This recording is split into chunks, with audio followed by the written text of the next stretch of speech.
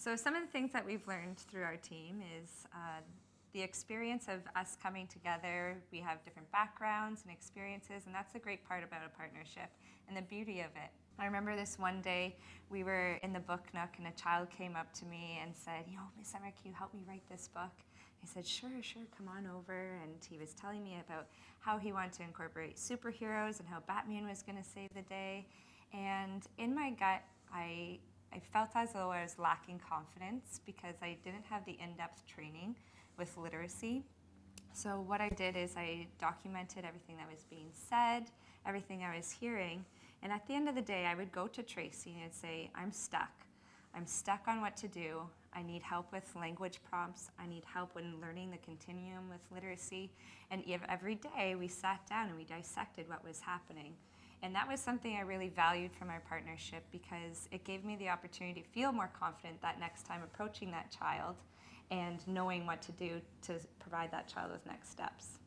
And then as I began my journey in full day kindergarten, Cheryl and I started to talk about child development, documentation, the learning environment, and behavior.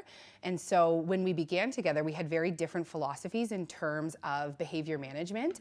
I believed in a reward system, and what I learned as I began as a teacher was to have timeouts in the classroom. And so she came in and we had very different philosophies in terms of behavior management, and it took a while for us to sort of find our groove and to connect in terms of our beliefs and our theories in the classroom. I think you need to honor that within a team. It's okay to be at different stages. And when you are having those conversations where you're challenging each other, I think it's really important that you do it without the children at your side. It demonstrates a sense of respect for your partnership, and it also allows the quality time that might need to be given for that conversation to be had. And it took for me, for the strategies to not be working in order for me to begin to hear what Cheryl was trying to say to me. So it wasn't until I sort of felt at a loss and that things that we were doing weren't working that I was able to sort of check my ego at the door and listen more carefully to what Cheryl was trying to share with us. When Cheryl and I started to think about how we could define our partnership and what it was that got us to where we are today, we looked at a definition by Esther Derby that said, I trust that you are competent to do your work, that you'll share relevant information, and that you have good intentions towards team.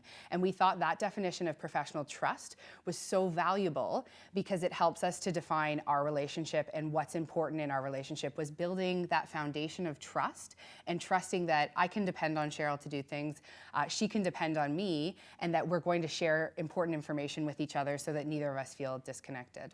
And even when we did have those moments where we did feel disconnected, one thing that I've learned is when someone is in your partnership, it's okay to allow them that time to go through the mud, try things, test theories.